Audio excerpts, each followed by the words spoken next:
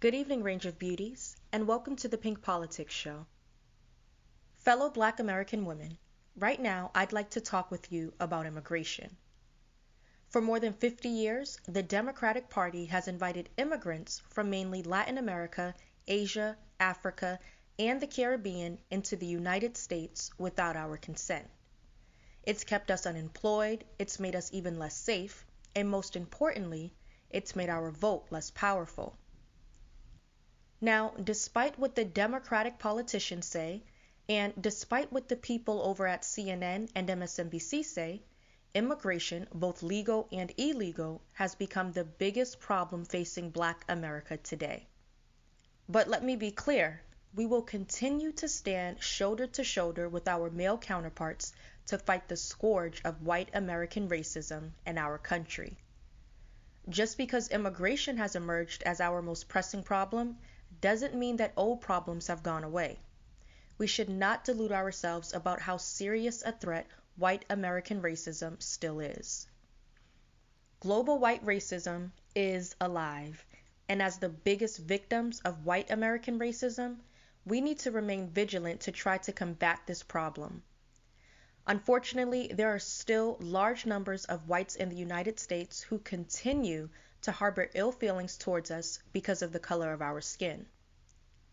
Therefore, we can't be so focused on solving this new problem that the Democratic Party and their media allies have given us that we forget the past and turn our backs on the fact that white racism is older than the United States of America and is showing no signs of slowing down.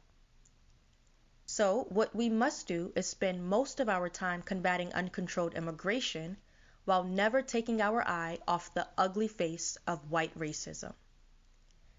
In short, we're fighting a two-front war. But let's get back to the war against immigration. It doesn't take a rocket scientist to figure out that our immigration system has been deliberately broken by Democrats, liberal activists, and the owners of the liberal mainstream media outlets.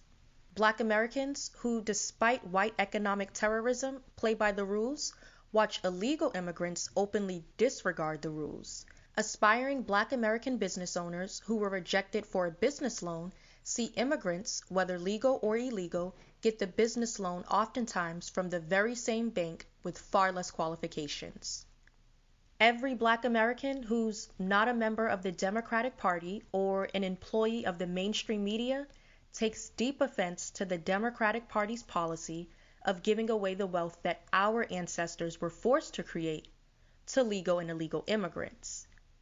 Democrats have been giving away wealth that is ours for decades, and for decades we felt helpless to do anything about it.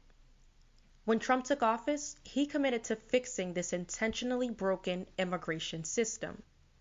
He began by doing what he could to secure our borders.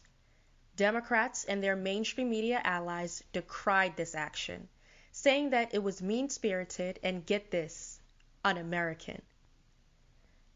Now, the Democrats and their mainstream media allies are asking us, the very group who they believed wasn't deserving of the country and its wealth, to vote him out of the office in the 2020 presidential election.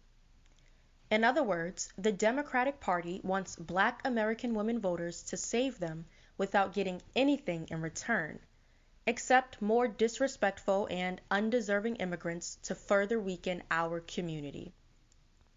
I believe that the best way to solve this immigration problem and approach the 2020 election is to keep in mind that the Democratic Party has ignored the concerns of voters from Black American women's community while offering good policies to legal and illegal immigrants.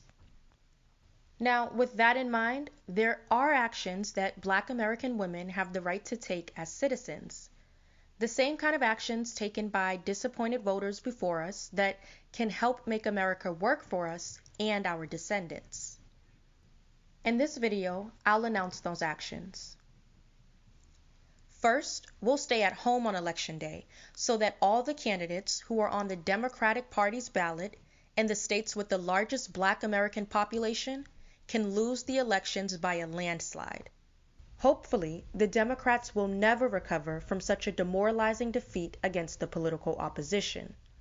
But if they do, then we'll have to be even more determined to break their will, which leads us to our next action.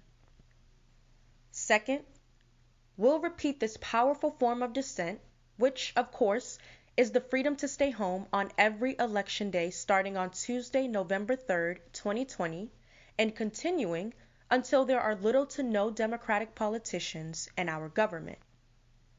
This will surely mark the end of extreme liberalism and the organization that helps it obtain its desired reforms, which is the Democratic Party.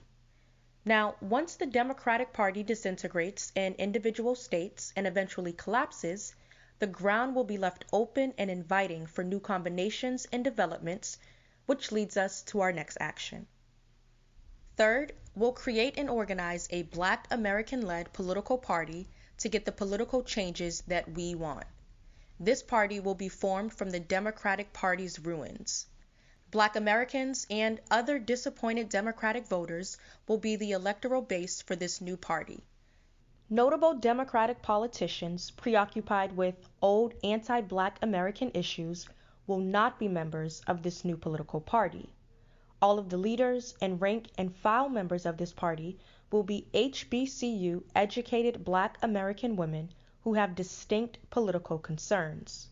This new political party will be comprised of responsible, thoughtful, and politically astute Black American women, and not professional politicians who seek to replace us with destructive immigration and trade policies. And lastly, our slogan will be Making America Work for its forced founders and political allies, which means before we push any policy, the first question that we'll ask is, does this policy benefit Black American women's community and our political allies? And if the answer is yes, then we'll push that policy. Thank you for joining us. I'm Taylor Washington, and this is Pink Politics, where Black womanhood and politics converge.